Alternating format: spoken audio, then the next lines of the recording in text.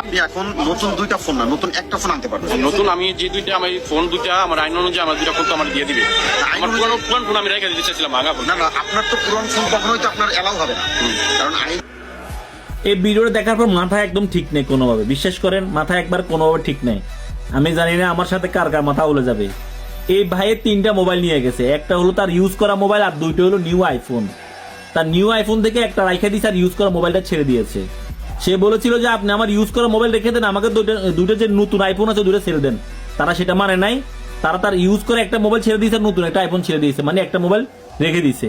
আমার কথা হলো আমি প্রবাসী, আমার টাকা দিয়ে মোবাইল নিছি, তারা রাখার এত ক্ষমতা পাই কই? এই নিয়ম তাদেরকে করেছে কে? এই নিয়ম কেন?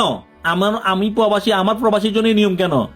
আমি 2টা জায়গায় 3টা মোবাইল নিব, আমার পরিবার আছে, আমার বোন আছে, আমার বোন জামাই আছে, আমার ভাই আছে, আত্মীয়স্বজন আছে, আমি মোবাইল নিতেই পারি।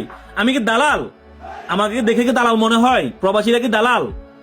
তোরা সিন্ডিকেট, যদি কেউ যদি অবৈধ বিজনেস করে থাকে তাদেরকে ধর। একজন প্রবাসী 2 বছর 3 বছর 4 বছর 5 বছর পরে যায় আত্মীয় স্বজনের জন্য একটা 2টা মোবাইল নিয়ে যায়, তাই বলে তোরা মোবাইল রেখে দেওয়া, তোরা এত ক্ষমতা পাস কই? কেন প্রবাসীরা কি দালাল? তোদেরকে কি প্রবাসীদেরকে দালাল মনে হয়? অনেকেই বলে কি এটা সাবেক সরকারের আমলে নীতিমালা করা হয়েছে, 2টার বেশি মোবাইল নেওয়া যাবে না, একটা ব্যবহৃত একটা নতুন। এখন তো সাবেক সরকার নাই, তাহলে নিয়ম কেন চেঞ্জ হচ্ছে না? এখন তো সাবেক সরকার নাই। আসিফ নজরুল, তুই বসে বসে কি করস? তুই কেন নিয়ম চেঞ্জ করস না? বড় বড় কথা বলস, আমাদেরকে বিএপি সার্ভিস দিবি। এই তোর বিএপি সার্ভিসের নমুনা? প্রবাসীদের এয়ারপোর্ট থেকে মোবাইল রেখে দেওয়া হয়, এই তোর বিএপি সার্ভিসের নমুনা? সবাই ভিডিওটা বেশি বেশি শেয়ার করে প্রতিবাদ করেন, প্রতিবাদে অংশগ্রহণ করেন। আর ধৈর্য সীমা হারিয়ে গেছে, প্রতিবাদ করেন। প্রবাসীদের জন্য একটা কাগজে কলমে একটা রুটিন আসা উচিত, মুখে না।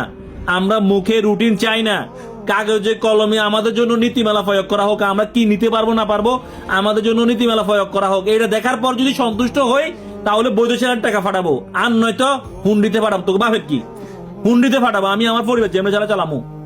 আমাদের জন্য কাগজে কলমে রুটিন চাই, মুখে না।